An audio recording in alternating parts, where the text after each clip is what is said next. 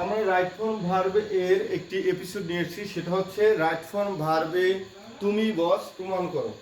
তো এই এপিসোডে আমরা এখানে 5টি রাইট ফর্ম ভার্বের এক্সাম্পল দিয়েছি এবং বক্সে ভার্বগুলোর ভুল ফর্ম দিয়েছি। তোমাকে যেটা করতে হবে সেটা হচ্ছে এগুলো সর্বপ্রথম তোমাকে অ্যান্সার করতে হবে এবং আমি ভিডিওর শেষে এটাকে সলভ করে দিব এবং তুমি কত নাম্বার পেয়ে সেটি আমাকে তুমি কোথা থেকে অংশগ্রহণ করছো, তোমার স্থানের নাম এবং তোমার প্রাপ্ত নাম্বার সহ কমেন্টস করবা। পরবর্তী ভিডিও তোমার নাম সহ তোমার স্কোর জানিয়ে দেওয়া হবে এবং তুমি কততম হবে সেটিও জানানো হবে। তো প্রিয় শিক্ষার্থী, আমরা এখানে দেখতে পাচ্ছি আজকে এপিসোড পার্ট 1-এ আমরা যে 5টি সেন্টেন্স দিছি। দেখো এখানে লেখা আছে it is time we speak the matter. তো এখানে একটি রুলস আছে, এখানে একটি রুলস আছে, প্রত্যেকটা থেকে একটি একটি করে রুলস আছে। আমি তোমাদেরকে এগুলো সলভ করে দিব।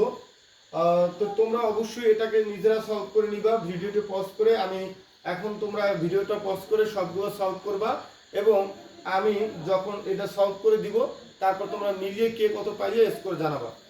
তো তোমরা এখন এটা ভিডিওটা পজ করে তোমরা এটা সলভ করো, এরপরে আমরা শুরু করব এটা সমাধান করব। প্রিয় শিক্ষার্থী, আমরা শুরু করব, এখন এটা সমাধান করব। It is time we dash the matter. আমরা জানি ইট ইজ টাইম, এটা এরপরে যদি সাবজেক্ট থাকে, আমরা দেখিয়ে দিচ্ছি, এরপরে যদি সাবজেক্ট থাকে তাহলে রুলসটা হচ্ছে it is time plus subject থাকে, এরপরে ভার্ব ফর্ম টু হবে, অর্থাৎ ভার্বের পাস্ট ফর্ম হবে। তো আমরা জানি স্পিক হচ্ছে ভার্ব ফর্ম 1 আর এটার ভার্ব ফর্ম 2, অর্থাৎ পাস্ট ফর্ম হচ্ছে স্পোক। সুতরাং এটার অ্যান্সার হবে স্পোক। আচ্ছা, এরপরে দেখো next month I leave this place. এখন এখানে একটি রুলস আছে, সেটা হচ্ছে নেক্সট টাইম। আমরা জানি যদি কোনো সেন্টেন্সের মধ্যে নেক্সট টাইম থাকে, যদি কোনো সেন্টেন্সের মধ্যে নেক্সট টাইম থাকে তাহলে ভার্বের পূর্বে এখানে যে ভার্বটা থাকবে সেটার উপরে উইল হ্যাভ বসবে প্লাস ভার্ব ফর্ম 3 বসবে।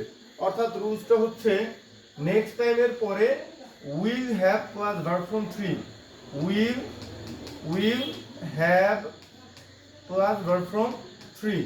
তো এটা যদি আমরা করি তাহলে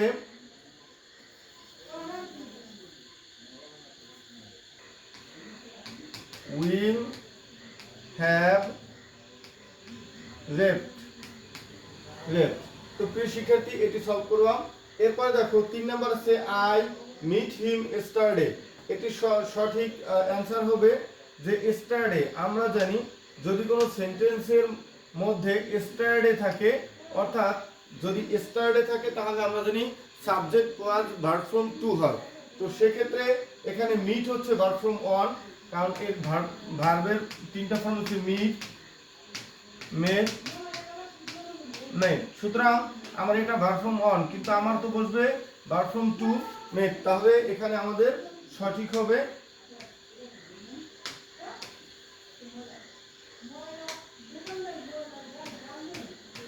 মেট। আই মেট হিম স্টারডে। এরপর দেখো none of the students finish the exam yet. প্রিয় শিক্ষার্থী, আমাদের 4 নম্বরটা আছে none of the students finish, none of the students finish the exam yet. তো এটা সঠিক অ্যান্সার হবে।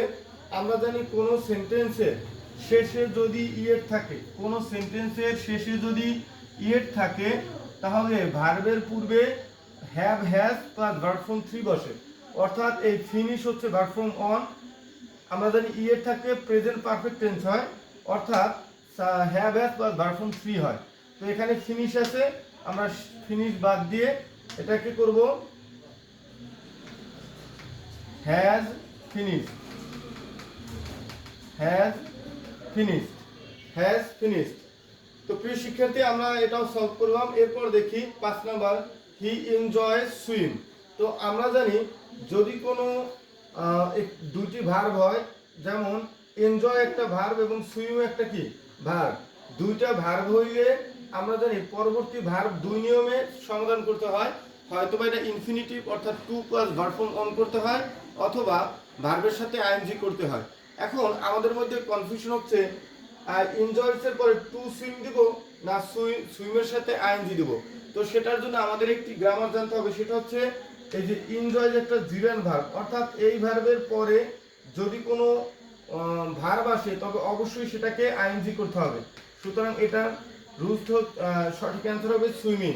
হি এনজয় সুইমিং।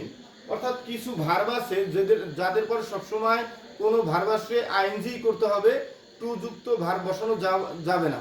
তো সেরকম একটি ভার্ব হচ্ছে এনজয়।